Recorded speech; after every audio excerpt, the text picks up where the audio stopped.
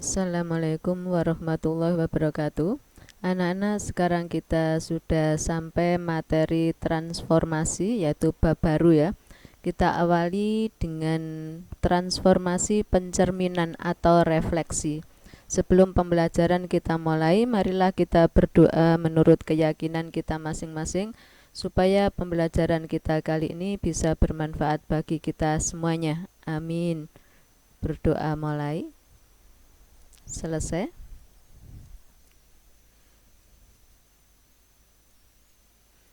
KD yang kita pelajari adalah ini. Kalian bisa membaca pada buku pegangan siswa. Di antaranya menjelaskan transformasi geometri, yaitu refleksi, translasi, rotasi, dan dilatasi yang dihubungkan dengan masalah kontekstual atau kehidupan sehari-hari. Refleksi itu pencerminan, jadi nama lain refleksi adalah pencerminan.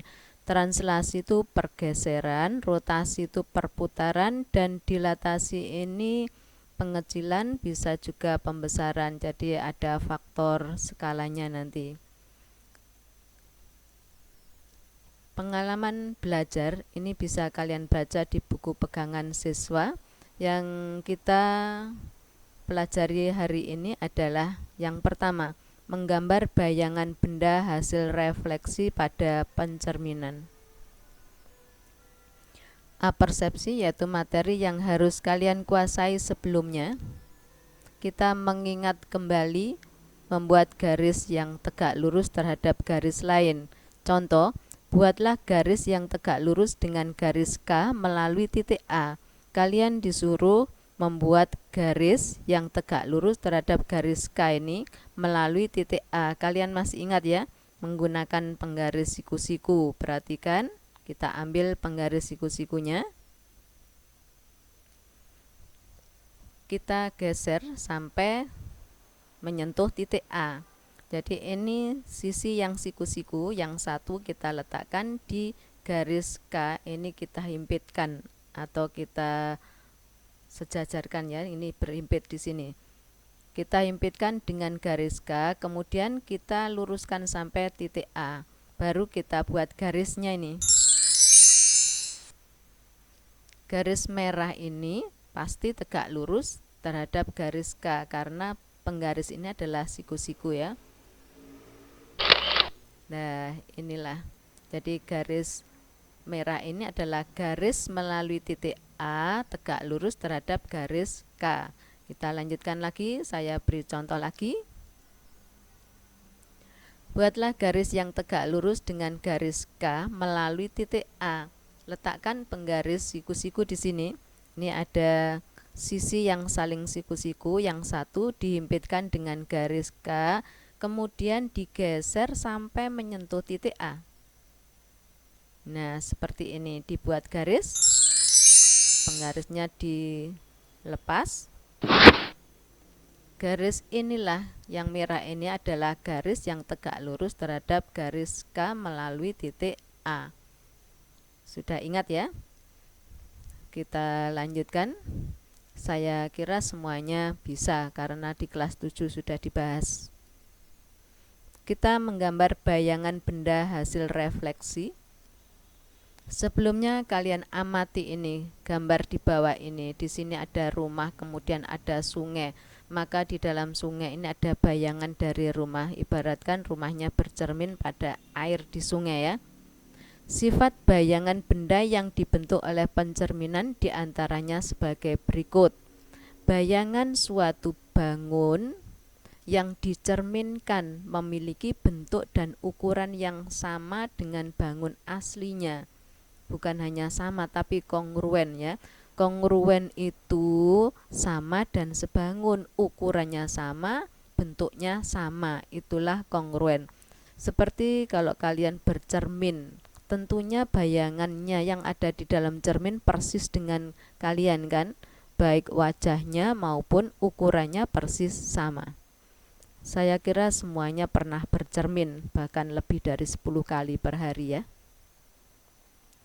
Sifat yang kedua, jarak bayangan ke cermin sama dengan jarak benda aslinya ke cermin. Jadi jarak bayangan ke cermin bayangan ini ke cermin itu sama dengan jarak benda aslinya ke cermin. Sifat yang ketiga, bayangan bangun pada cermin saling berhadapan dengan bangun aslinya dan tegak lurus terhadap cermin. Jadi ini bayangannya dengan benda aslinya, kalau ditarik garis, dihubungkan dengan garis, maka garis penghubung ini akan tegak lurus terhadap cermin. Paham ya anak-anak? Jadi sifat yang pertama tadi, bayangan dengan benda aslinya kongruen, jadi persis sama, ukurannya sama, bentuknya sama. Kemudian jarak bayangan ke cermin sama dengan jarak benda aslinya ke cermin ya. Bangun atau bayangan pada cermin saling berhadapan dengan bangun aslinya dan tegak lurus terhadap cermin. Jadi bayangan dengan benda aslinya kalau ditarik atau dihubungkan dengan garis, maka garis penghubung adalah tegak lurus terhadap cermin. Oke, kita lanjutkan. Gambarlah bayangan segitiga ABC, ini segitiga ABC, dan persegi panjang PQRS jika dicerminkan pada garis K. Ini cerminnya garis yang merah ini. Langkah awal, kita cerminkan tiap-tiap titik. Titik A kita cerminkan terhadap cerminnya ini. Langkah awal adalah dari titik A ditarik tegak lurus terhadap cermin, terus diperpanjang. Kalau sudah ditarik tegak lurus, sekarang jarak titik A yang asli ke cermin sama dengan titik A bayangan atau bayangan titik A ke cermin, ini jaraknya sama. Jadi diukur menggunakan penggaris, panjangnya sama atau jaraknya sama. Titik C juga begitu, ditarik tegak lurus terhadap cermin. Jaraknya diukur, inilah C aksen, bayangan dari C. B juga begitu.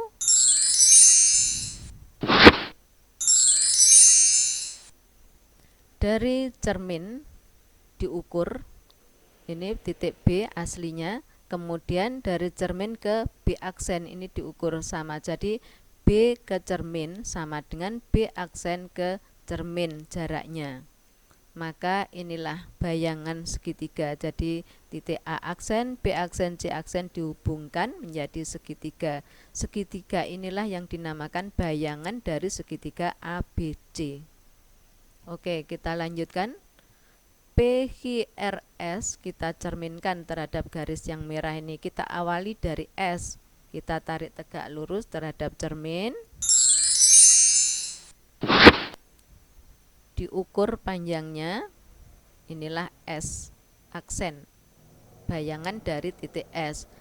Kemudian titik R ini tepat pada cermin, maka bayangannya tidak berubah, juga tepat pada cermin. Ini adalah R aksen dan juga ini adalah titik R. Sekarang titik P, kita tarik tegak lurus terhadap cermin. Caranya membuat garis tegak lurus bisa ya seperti tadi ya, ditarik tegak lurus. Nah, inilah P aksen, jaraknya titik P dari cermin sama dengan jarak P aksen ke cermin. Titik H, jarak titik H ke cermin sama dengan jarak H aksen ke cermin. Nah, ini kalau dihubungkan, ini adalah bayangan dari persegi panjang PQRS, yaitu persegi panjang P aksen, H aksen, R aksen, S aksen. Oke, paham anak-anak? Sekarang kalau kita mencerminkan pada kertas berpeta, ini lebih mudah. Titik A ditarik tegak lurus terhadap cermin. Kita tinggal menghitung saja petak-petaknya ada berapa terhadap cermin. 1, 2, 3, 4, 5, 6. Ini juga 1, 2, 3, 4, 5, 6. Inilah posisi titik A aksen, bayangan dari titik A. Titik C sekarang. Nah, ini C aksen. Titik B.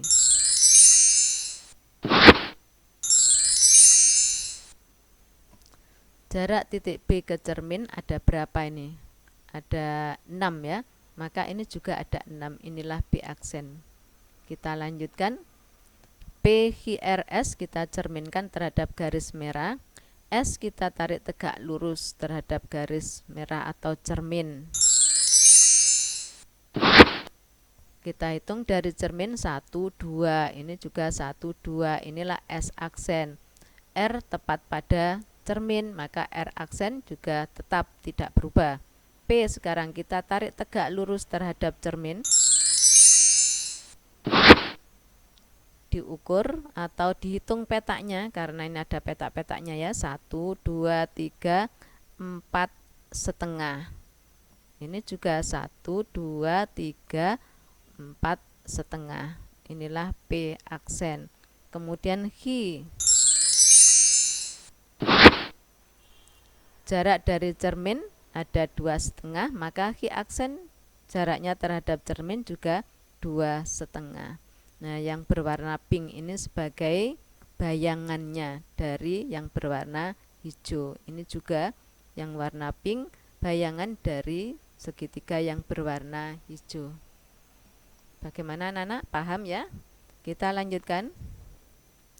Ini ada tugas. Gambarlah hasil pencerminan segitiga PHR yang berwarna biru ini terhadap garis K yang berwarna merah.